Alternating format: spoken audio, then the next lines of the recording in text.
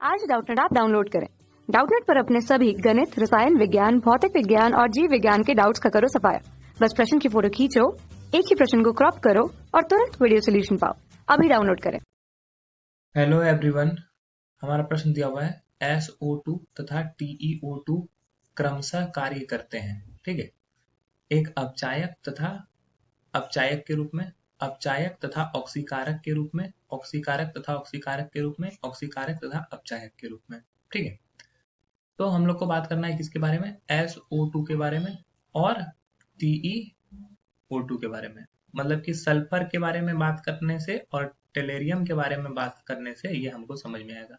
टेलेरियम क्या है? भारी तत्व है। ठीक है, भारी तत्व है। तो ये अपने ऑक्सीकरण में जो बदलाव करता है वो +4 से +6 करता है, +4 से +6 तक करता है। ये भारी तत्व होता है।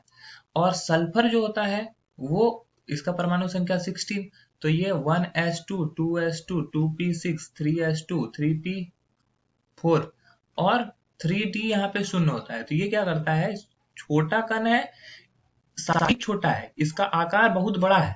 आकार क्या है? बहुत बड़ा, अपेक्षाकृत बड़ा है। ठीक है, बड़ा है। और इसका आकार छोटा है।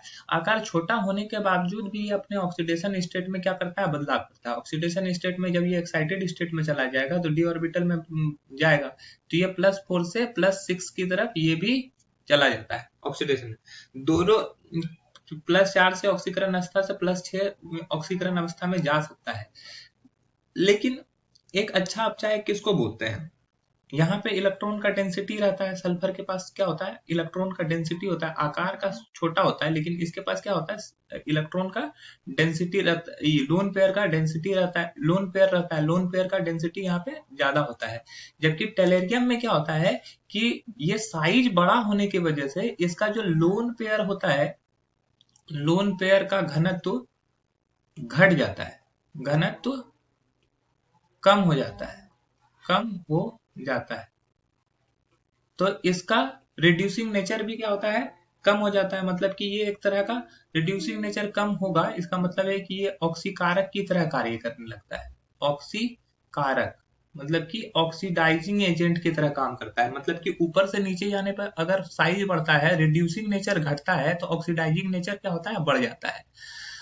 तो यहाँ पर रिड्यूसिंग नेचर घटा और ऑक्सीडाइजिंग नेचर बढ़ गया, ऑक्सीकारक गुण बढ़ गया, ऑक्सीकारक के रूप में ये कार्य करने लगता है। ठीक है, और क्या होता है?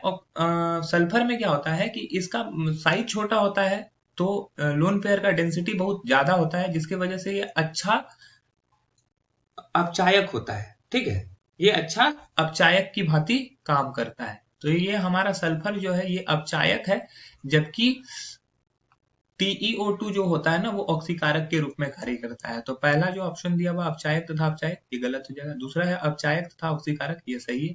तीसरा ऑक्सीकारक ऑक्सीकारक गलत है। और चौथा में ऑक्सीकारक तथा अपचायक उल्टा दे दिया गया है, ये भी गलत है। तो हमारा जो सही उत्तर है वो है ऑप्शन बी। आशा है कि आपको समझ में आया होगा। That's all, thank you. कक्षा 6 से 12वीं से लेकर नीट, IIT, JEE वो एडवांस के लेवल तक 1 करोड़ से ज्यादा छात्रों का भरोसा। आज ही डाउनलोड करें डाउटनेट ऐप या व्हाट्सएप करें अपने सारे डाउट्स 8400 400 400 पर।